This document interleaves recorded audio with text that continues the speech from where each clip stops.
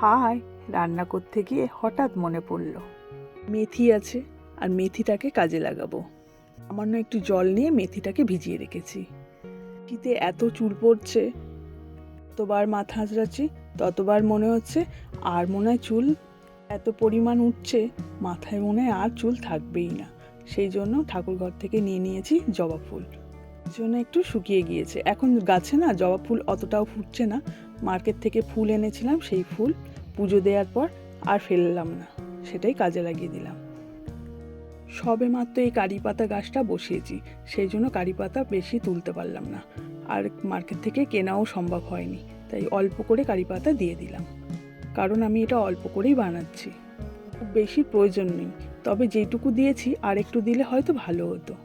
কিছুই নয়, অল্প একটু ফুটিয়ে নিলাম সবগুলো, কারি পাতা, জবা ফুল আর মেথি, এই কাজ হবে, আর কিচ্ছুর দরকার নেই। এই যে বলছি ভুঁড়ি ভুঁড়ি চুল উঠে যাচ্ছে, এই জলটা যদি মাখা যায় না, ম্যাজিকের মতন কাজ করবে। দেখে মনে হচ্ছে খুব সামান্য, কত ইজিভাবে বানানো যায়, সময়ও লাগে না বললেই চলে। আর যেগুলো দেয়া হয়েছে সেগুলো কিন্তু বিনা খরচায় কিন্তু আপনার বানানো হয়ে যাচ্ছে। জানেন তো, একদম চিপচিপ করবে না। অনেক সময় হয় শ্যাম্পু করার পর কোথাও যাওয়ার আছে, এটাকে একদম সামলানো যাচ্ছে না, রুক্ষ হয়ে গিয়েছে, যতবার মাথা আঁচড়াচ্ছেন ভাবছেন একটু খুলে রাখবো, তারপর দেখছেন জোট পাকিয়ে যাচ্ছে।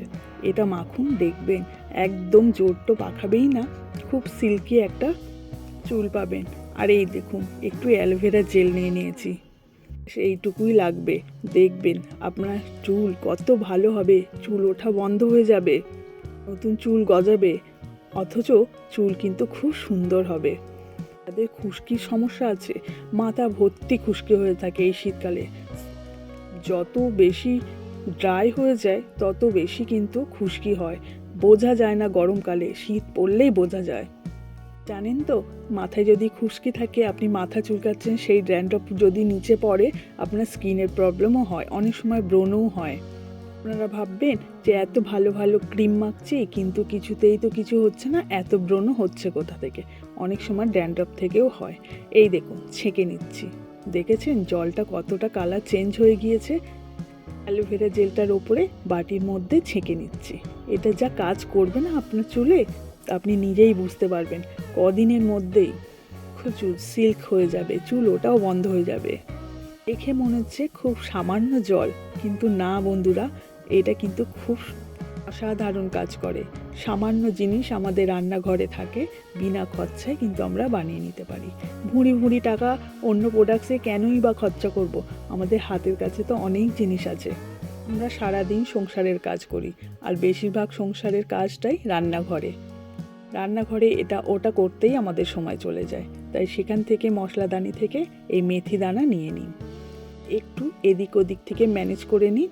এই জবা ফুল আর লাগছে কারি পাতা, এই দুটোকে ম্যানেজ করে নিন। আর অ্যালোভেরা জেল তো সবার ঘরেই থাকেই। এই জলটা সাধারণ জল বলা যায় না, এটাকে টনিক বললেই চলে। মোক্ষম কাজ করবে, ইনস্ট্যান্ট কাজ করবে, আপনার চুলে যত রকম প্রবলেম হয়ে রয়েছে সলভ হয়ে যাবে। এটা বানিয়ে রাখা যাবে 2 থেকে 3 দিন, তারপরে আবার বানিয়ে নেবেন। এটা যদি নিয়মিত লাগানো যায়, আপনাকে কিন্তু আর অন্য রকমভাবে কোনো কন্ডিশনারও লাগাতে হচ্ছে না, অন্য রকম কিছু লাগাতেও হচ্ছে না। বাইরের কেমিক্যাল দিয়েও কিন্তু চুল অনেক সময় রাফ হয়ে যায়।